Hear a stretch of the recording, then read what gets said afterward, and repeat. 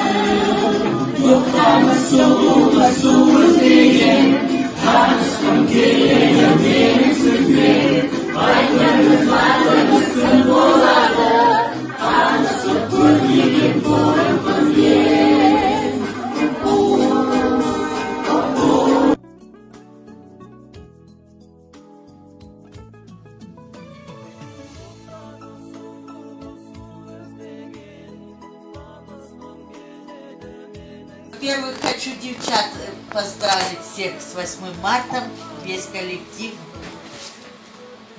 Здоровья, счастья.